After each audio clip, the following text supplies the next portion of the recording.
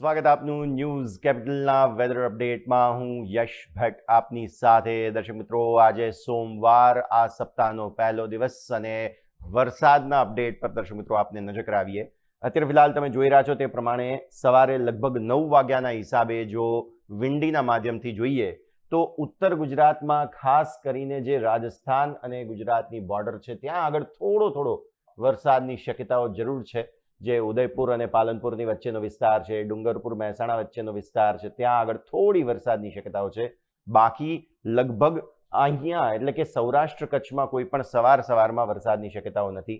દક્ષિણ ગુજરાતમાં પણ આવો તો છૂટાછવાયા વરસાદના સંકેતો જરૂર જોવા મળી રહ્યા છે. અગેન એમપી અને ગુજરાતની બોર્ડર આસપાસ, અહીંયા મહારાષ્ટ્ર અને ગુજરાતની બોર્ડર આસપાસ. પરંતુ જેમ જેમ દિવસને આપણે આગળ વધારીશું, લગભગ 9 વાગ્યાને બદલે બપોરે આપણે 3 વાગ્યા આસપાસની સ્થિતિ અત્યારે ફિલહાલ હવે તમને બતાવીએ તો સુરતમાં તમે ખાસ જુઓ. સુરત, વાપી, વલસાડ આ જ બેલ્ટ છે કે જ્યાં આગળ વરસાદની શક્યતાઓ છે. નહીં તો મોટા ભાગે સમગ્ર ગુજરાતમાં આજે બપોરે શક્યતાઓ સાવ ઓછી છે. હા, થોડું રેન એક્યુમ્યુલેશન તમને ફરી એકવાર દ્વારકાથી લઈને ઉના વચ્ચેના સમુદ્ર વિસ્તારમાં જોવા મળશે.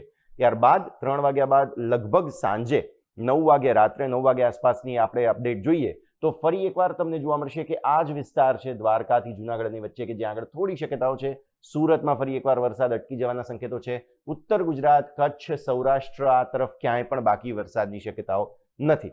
પરંતુ દર્શક મિત્રો, રસપ્રદ વાત એ છે કે આવતીકાલે તમે જેમ જશો 12 વાગ્યા બાદ, રાત્રે 12 વાગ્યા બાદ, તો તમને જોવા મળશે, જુઓ અહીંયા આ કચ્છનો જે ખાડી વિસ્તાર છે ત્યાં આગળ થોડું વરસાદનું એક્યુમ્યુલેશન જોવા મળી રહ્યું છે. જામનગર, ગાંધીધામની વચ્ચે, ત્યારબાદ તમને નજર કરો જુનાગઢ, ઉનાની વચ્ચે થોડું એક્યુમ્યુલેશન જોવા મળી રહ્યું છે.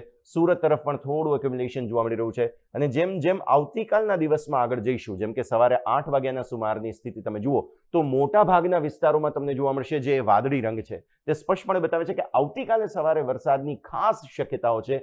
ઉના, જુનાગઢ આ તરફ, દ્વારકા તમે નજર કરો, અહીં ખાડી વિસ્તાર જુઓ, આ તરફ નલિયા જુઓ, ઉપર પાલનપુર છે, ડુંગરપુર મહેસાણાની વચ્ચેનો વિસ્તાર છે, આ તરફ તમે જુઓ. અમદાવાદમાં હજુ પણ એવી કોઈ ખાસ શક્યતાઓ નથી. પરંતુ ઉત્તર ગુજરાતથી મધ્ય ગુજરાતમાં આવો તો વડોદરાથી આ તરફનો વિસ્તાર છે, અહીં સુરત પાસે પણ ખાસ વરસાદની શક્યતાઓ જોવા મળી રહી છે. તો દર્શક મિત્રો, અત્યારની સ્થિતિ પ્રમાણે એવું કહી શકાય આપણે કે આજે લગભગ મોટાભાગના વિસ્તારોમાં વરસાદની શક્યતાઓ નથી.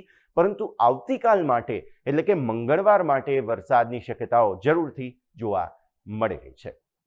આવા જ રસપ્રદ વેધર અપડેટ્સ માટે અને અન્ય ખબરો માટે સતત જોડાયેલા રહો ન્યૂઝ કેપિટલના અલગ અલગ તમામ પ્લેટફોર્મ્સ સાથે.